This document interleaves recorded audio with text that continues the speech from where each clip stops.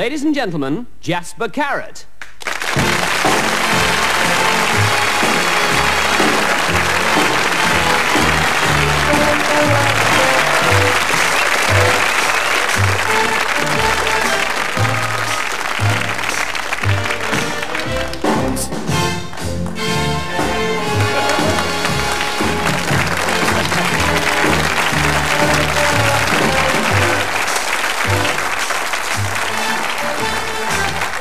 Okay, thank you, Malcolm. Thank you. Thanks, Malcolm.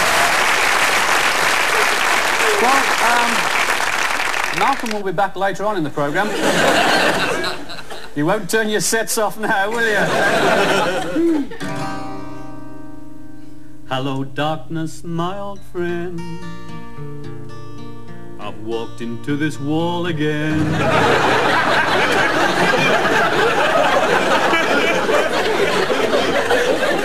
Well, they like a song each show, you see. Get it over with. I'm into words at the moment, and one of my favourite words at the present time is frocks. What does that sum up to you, frocks? It's like, I don't know. It's like women with like those terraline dresses on with big roses and bosoms hanging out, isn't it? And I don't know if you noticed there's a new receptionist as you came in tonight. She's got a frock on. You noticed that? She used to be an air hostess for the Wright brothers.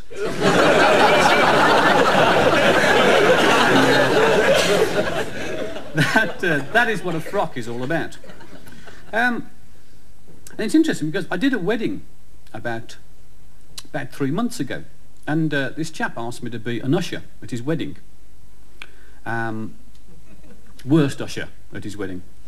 And I went along, and I wasn't too keen, but like he wanted to use my address so he could use the local church. And that's why I think I was asked, really. And I went along to be this usher, and it was a very strange affair because the church in this village where I live is a very old church, but they've built a new section on. And like what you have, when you go and you see sort of these old pews here, there's not very many of them, and there's a great big sort of column, big modern column, and then there's all these other pews, you see.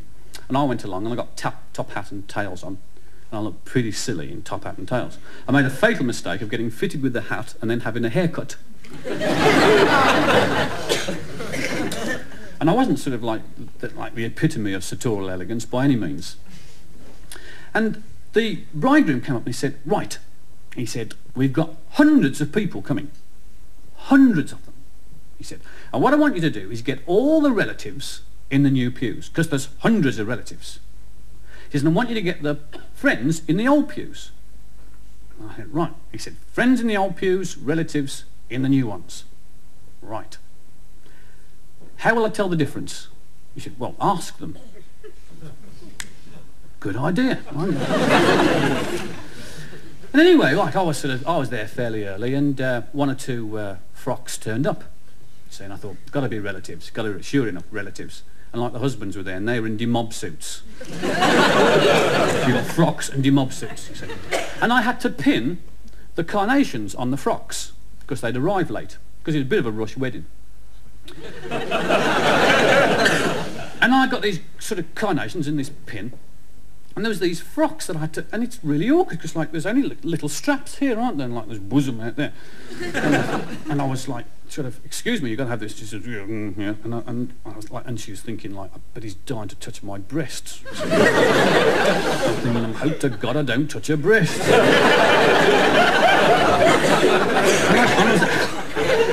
I was a bit ham-handed. Sorry. And all the blood was running down the floor.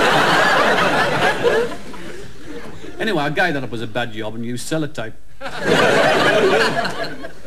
And I'd been there for about a quarter of an hour, and a few relatives had come in. There's about 100 pews, you see, and there's about sort of 8 or 9 relatives, and sort of stuck right at the back of these pews. So I thought, well, I'll fill them up from the back.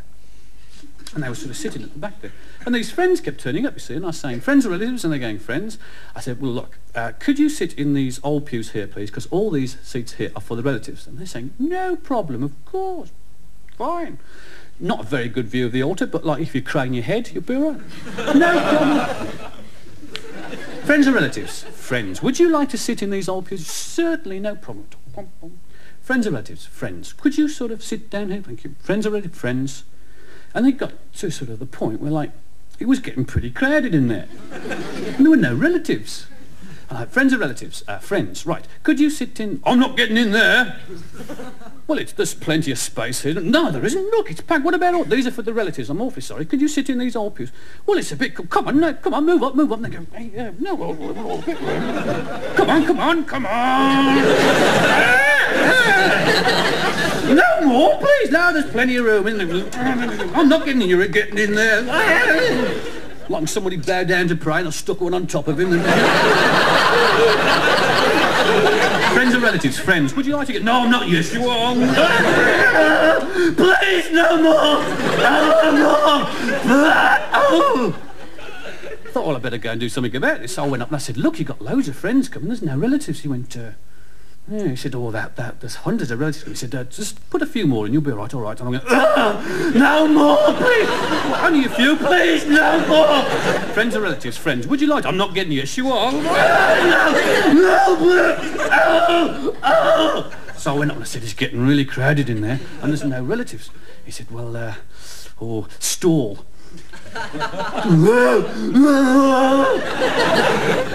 And suddenly I heard din,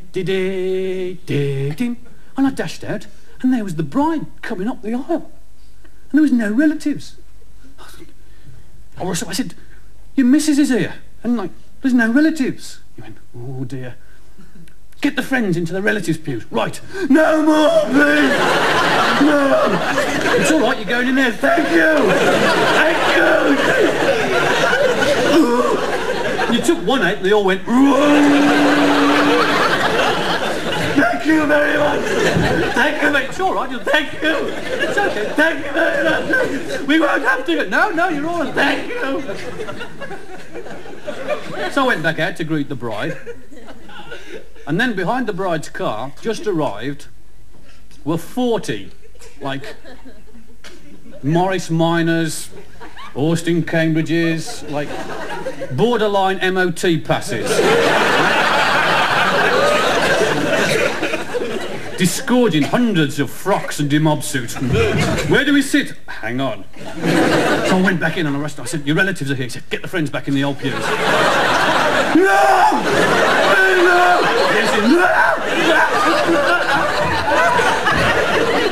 Of course, like them when the relatives hadn't waited, they come in. Where are we sitting on? Oh no! And there's this absolute chaos going in, you see. And like, and the choir boys were there, you know, dashing water over, and the candles are falling down. There's this chaos. We lost the vicar. He was under a pile of frocks.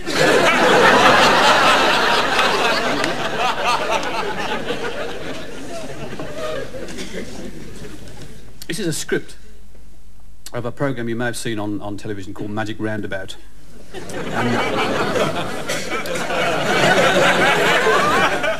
I nicked this script from the BBC. This is a script that has never actually been showed of Magic Roundabout, but I believe it's coming out in the next series.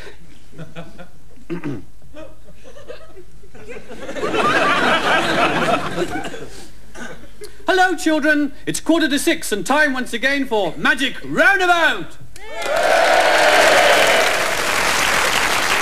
La la la la. I wonder where Florence is, said Dougal. I'm over here, said Florence.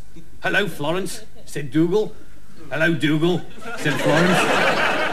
Boing! Hello, Florence and Dougal, said Zebedee. Oh, hello, Zebedee, said Dougal and Florence. Hello, Zebedee, Florence and Dougal, said Dylan. Hello, Dylan. Said Zebedee, Florence and Dougal. I say, said Dylan. What, said Dougal? Boing! Pardon, said Zebedee. Nothing, said Dougal. I wasn't talking to you, said Dylan. Oh, said Zebedee. Dylan, shouted Dougal. Yes, said Dylan. I wonder if Florence is a virgin. Boing! Dobson for certain, said Zebedee. How do you know, said Dylan. Boing! Well, to my knowledge, half of Toy Town knows of her horizontal pleasures. And let's face it, Noddy's the biggest ram round here and he reckons he's scored.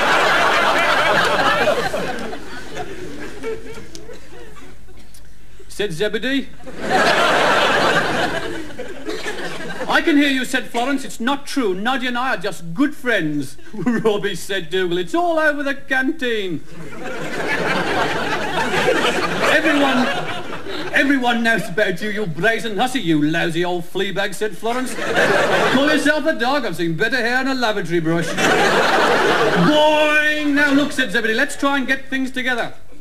Things are getting hand in hand. Let's get back to the storyline. It's a crummy story anyway, said Dougal stubbornly. Boing! No, it's not, said Zebedee commandingly. Who cares, said Dylan dejectedly. Well, I like it, said Florence, hopefully. That's obvious, said everybody cockily. Boing! Now look, said Zebedee, let's try and get things together. Well, I'm not working with that fat bat anymore, said Dougal. I'm off to join the Muppets, so there. Good riddance, said Florence. Knickers, said Dougal. That's no way to talk to a lady, said Dylan, knowing when he's on to a good thing. You know, I fancied you for a long time, said Florence. I fancied you too, said Dylan. Where do we go from here, said Florence. Boy! Time for bed, said Zebedee.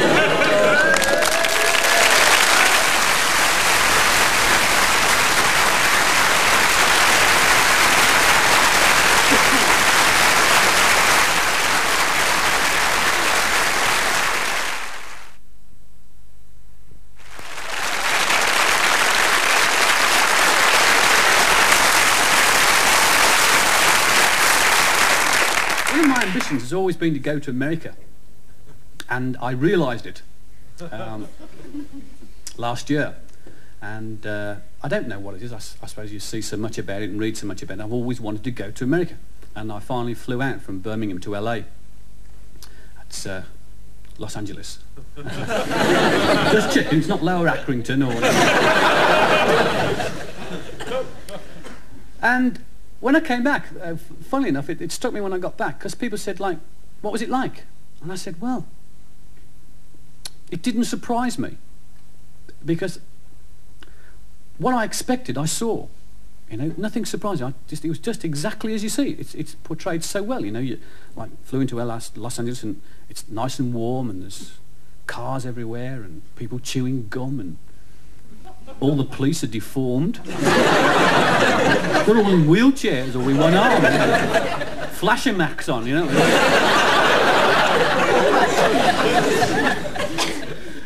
And in fact, I always have this trouble with the police, and I got stopped by the police one day. I'd been there about 4 days, and I'd hired a car, and there was this place in Hollywood called Rent-A-Wreck.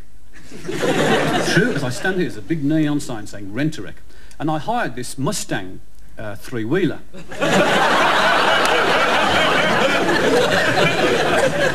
Including the steering wheel. Balancing job. And in America, there's a blanket speed limit of 55 mile an hour, so you can't go over 55 mile an hour no matter where you are.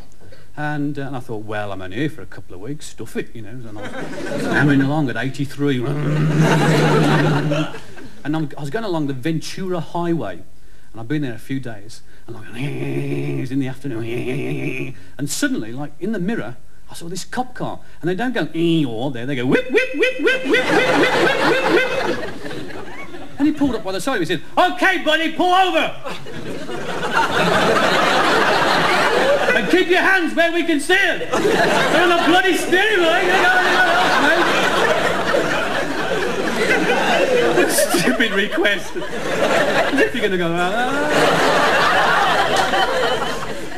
So like I pulled over, and like in this country they pull up in front of you, don't they? Well, they don't over there. They pull up behind you. And sort of I was sitting there, and I sort of wound the window down, and suddenly there's this 6-gun in my ear. I tell you, I never had a gun shoved in my ear before. I've had a few other things, but I've never had a gun shoved in my ear.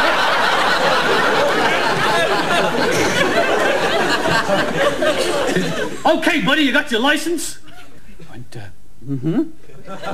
Okay, nice and easy. I said, it's in my bag. Okay, slow. Steve Austin, you know. And I gave him my license, and there was this gun in. I couldn't get over that. I was petrified.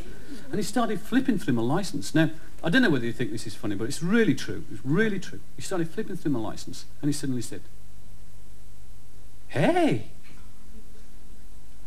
English, huh?" "Yeah." "You're a pretty good driver."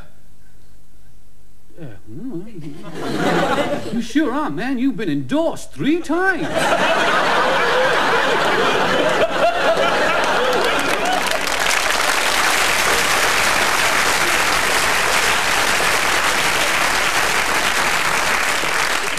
So, yeah, I've been around a bit, you know. Me and James on, you know. He said, "You English, huh?" I said, "Yeah, yeah." "Born and bred?" "Yeah." "Do you know Mrs. Creswell in Blackpool?" "A woman?" "Yeah, yeah, yeah." "Long hair, couple of legs?" "Yeah, yeah, that's the one." "Yeah, oh, I know her well." He let me off, he let me off. And I found television in America fascinating, you know, fascinating, because in Los Angeles there's 14 channels to choose from. Isn't that amazing? Like the TV Times over there is like a great big manual. It takes you a week to get through. And when you find out what you want to see, you've missed it. And it's just amazing. You can just sort of sit there all in here pressing buttons. And you go to sleep watching television. You wake up next morning, bing, bing, bing, bing, bing. And they have adverts like every 2 or 3 minutes. And it's really confusing because they don't tell you when they're coming. Now, because over here, you see, like you're going like at end of part 1 and there's a star, and then you get your adverts. Over there, it's just like, in. You know, like you're watching a Western or something, you know, John Wayne's got this bird on. "Marjorie, your eyes are just like dandruff."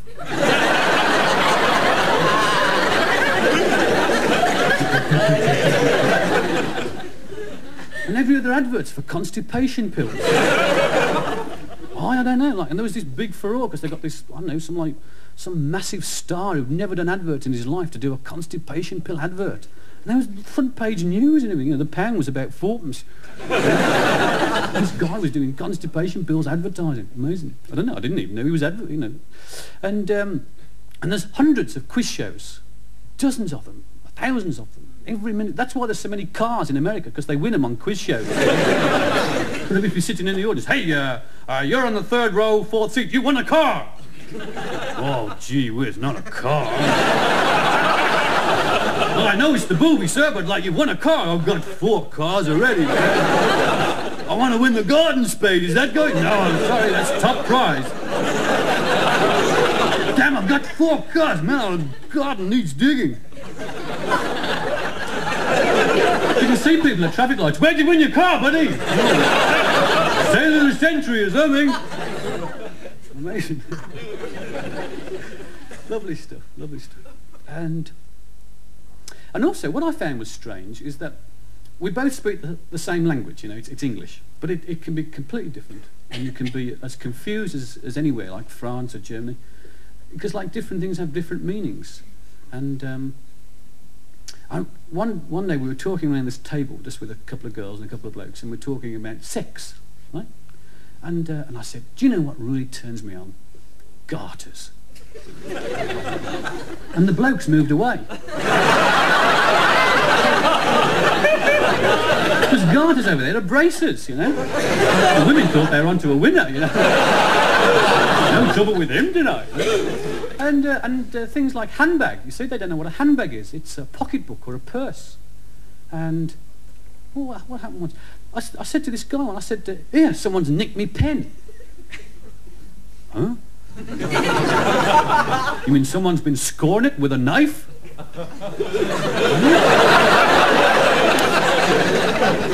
What if you went up to a policeman and said, "Excuse me, I've had my handbag nicked"? "What? Got your license, buddy?"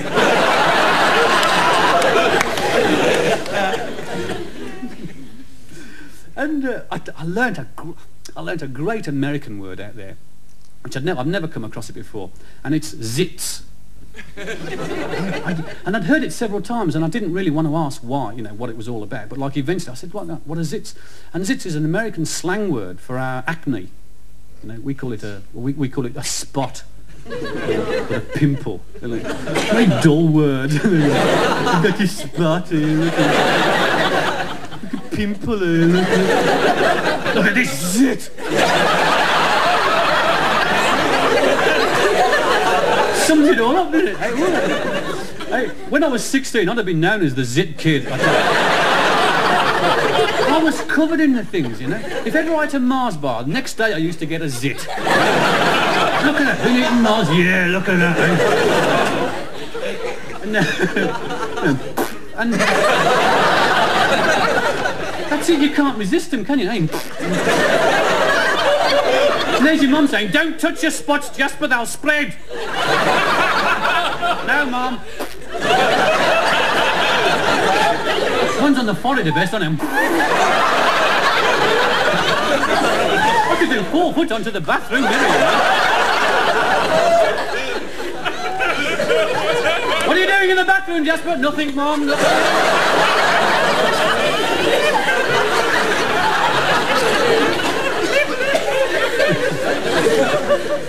And,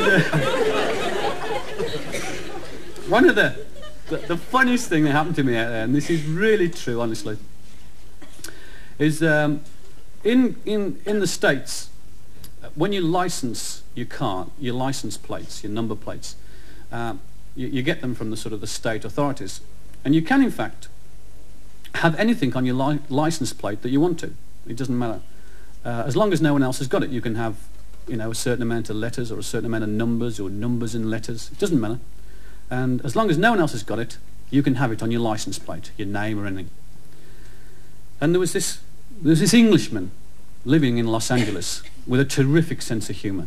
Terrific. And he's got this great big massive brand new Cadillac, right? And he drove round this Cadillac, got a license plate on this Cadillac, and it had got B-O-L-L-O-C-K-S.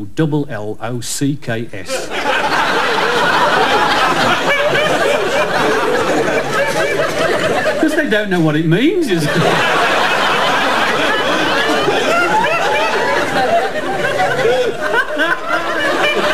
first time I saw it, I was in hysterics.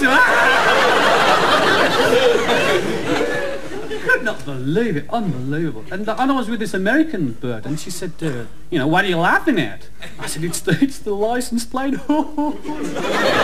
She said, yeah? Yeah. What does it mean?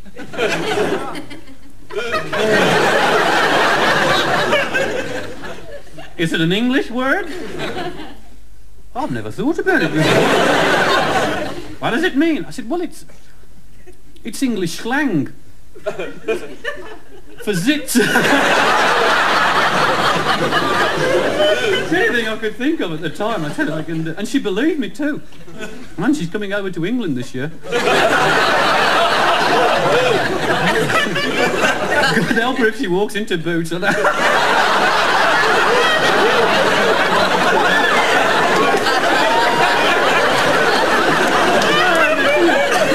have you got anything for these bollocks here?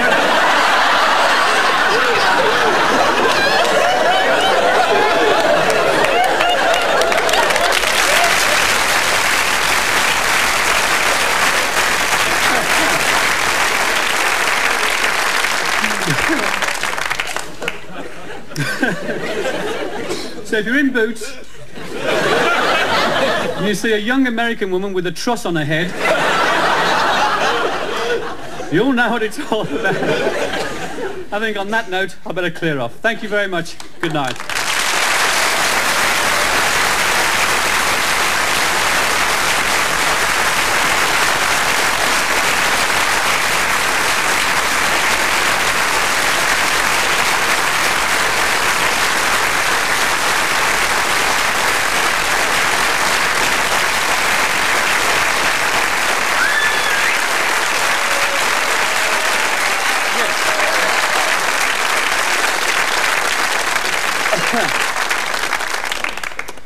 And now the moment you've all been waiting for. The return of Malcolm, the voluptuous camel herder!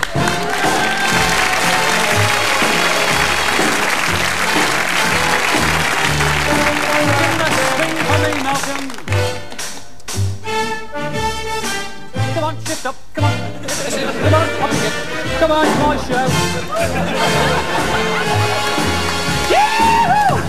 Yee-hoo! Woo-hoo! Good, huh? Don't get this on Parkinson.